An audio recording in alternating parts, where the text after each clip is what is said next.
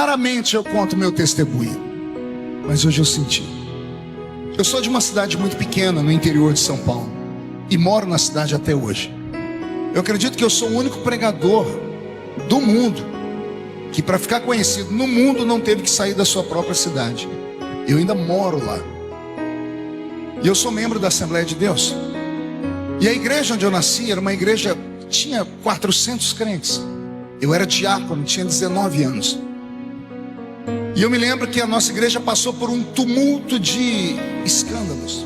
Foi uma série de escândalos por 2 meses, que culminou com quase o fechamento da igreja. Eu me lembro que num culto nós estávamos em 20 pessoas. Cidade pequena, uma igreja com 400 pessoas é uma igreja boa. Ficamos com 20. Tivemos problemas morais. A cidade tinha um maníaco sexual que abordava as mulheres de madrugada quando iam para o trabalho. Era um exibicionista.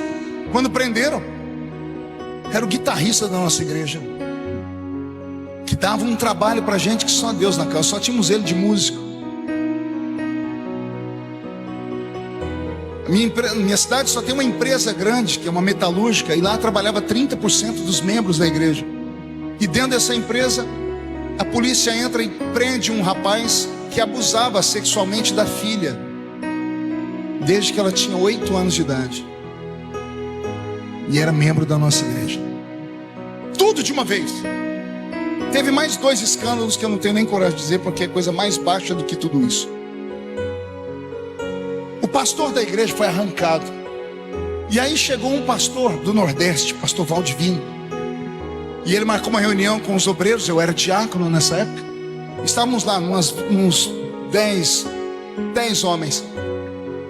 E ele falou: olha, eu estou cansado, vim do Nordeste, eu quero saber como é que está a igreja. Contamos a história. Ele falou: pois bem, Deus vai trazer um avivamento. Aí ele falou assim: quem é o pregador de vocês aqui? Aí apontaram para mim, disse: é o Feliciano. Ele disse: você pode pregar hoje à noite, filho? Eu falei: não. Falei: por que não? Eu disse: porque está difícil pregar aqui, pastor.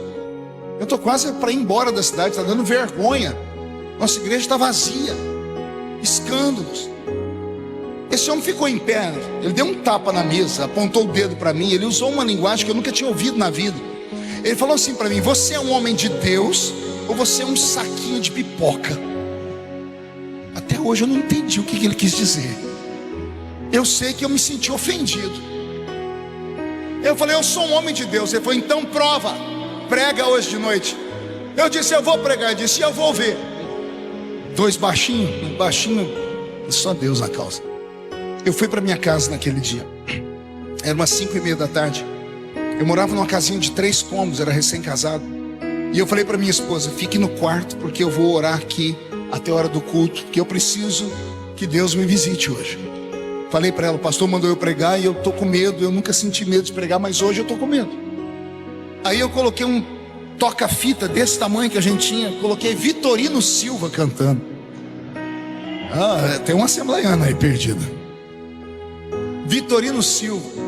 Esses eram os louvores de adoração que a gente tinha. Não tinha Cirilo na época ainda, né? Era muito lá atrás. E aí, com o som do pastor Vitorino cantando, eu dobrei meu joelho, encostei meu cotovelo no assento do sofá, minha testa no encosto do sofá, e fiz uma oração sincera. Eu falei: Deus, eu nunca subi sozinho no púlpito da nossa igreja, mas hoje eu preciso de uma experiência. Eu preciso de uma certeza. Preciso que a sua glória venha comigo. A minha oração não durou 5 minutos. Do encosto do sofá veio um vento quente, como uma mão que bateu na minha testa e me jogou para trás. Eu caí para trás na sala e eu não conseguia mais abrir os olhos. É como se tivesse uma luz muito forte dentro da sala. As pálpebras estavam ficando vermelhas e meu corpo começou a tremer. E eu falei: Jesus, o que é isso? Eu fiquei com medo. Eu falei: Deus, não me mata, não me mata. Eu me encolhi, eu falei: Deus, não me mata. E aí a voz do Senhor falou comigo: não é a morte, é a minha presença. Hoje eu estou te dando um ministério de fogo para as nações. Onde você não conseguir chegar, a sua história vai chegar na frente. E eu vou levantar um exército através da sua vida. Tudo isso para mim não tinha passado mais que 10 minutos. Quando terminou esse momento, essa epifania, essa luz sumiu da sala e eu consegui abrir os olhos. Eu fui ficar em pé, eu caí no chão por 2 vezes, não tinha força. Sentei no sofá, olhei para o relógio, tinha passado quase 1 hora. Aí eu entrei no quarto, aí a minha esposa conta a história, que daqui em diante só ela viu. Aí disse que eu entrei e falei para ela: se prepare que nós vamos para o culto. E ela falou que eu parei de falar com ele e comecei a orar em línguas. Ela disse que eu me troquei falando em línguas. Fui para o carro, eu tinha uma brasilinha velha, esperei ela dentro do carro falando em línguas. Ela disse que eu fui dirigindo falando em línguas, eu não me lembro nada disso. Ela disse que eu cheguei na porta da igreja como fiel diácono na Assembleia de Deus. Fiquei do lado de fora na porta da igreja esperando os irmãos. Ela disse que ela entrou lá de dentro, ela ficava me olhando. Ela disse que em certo momento eu estendi a mão e fiquei abraçado com alguém. Os irmãos dão testemunho que me viram eu abraçado, como se eu estivesse falando com alguém, mas eu não me lembro nada disso. E eu não parava de orar em línguas. Eu só me lembro quando o pastor me chamou o meu nome no púlpito. Ele disse: vamos ouvir o diácono Feliciano pregar. Foi daí em diante eu me recordo. Eu saindo dali, meio zonzo, subi ao púlpito. A igreja, para minha surpresa, ficou cheia naquele dia. Acho que a notícia esparramou, o povo queria conhecer o novo pastor da igreja. E eu abri a Bíblia em João 3:8. O vento sopra onde quer, ouves a sua voz, não sabes de onde vem nem para onde vai. Assim é todo aquele que é nascido do Espírito. Como todos estavam de pé, porque a cultura, as pessoas querem de pé em leitura da palavra na Assembleia de Deus.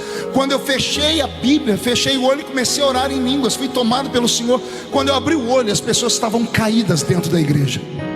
Caíram mais de 300 pessoas no chão. Ninguém soprou, ninguém jogou paletó, não teve nada disso. Foi um mover de Deus dentro da igreja. As pessoas começaram a rolar debaixo dos bancos, começaram a vomitar a enfermidade. Jesus começou a batizar com o Espírito Santo crianças. Isso era umas 8 horas da noite. O culto acabou quase 3 horas da manhã.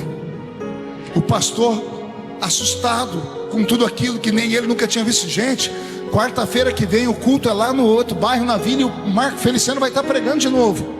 E eu fui, quarta-feira a igreja entupiu de gente na rua, o povo colocou cadeira no meio da rua. A notícia esparramou, cidade pequena. E eu falei: vamos ver se funciona de novo. João 3:8. Eu terminei de ler, fechei o olho e esperei. Daqui a pouco, um zumbido.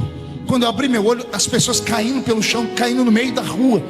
Foi um avivamento na nossa cidade. Um avivamento que tomou proporções assim fantásticas. As cidades vizinhas começaram a me chamar para pregar. As cidades ao redor, outros estados. E ali nasceu esse ministério que Jesus me deu.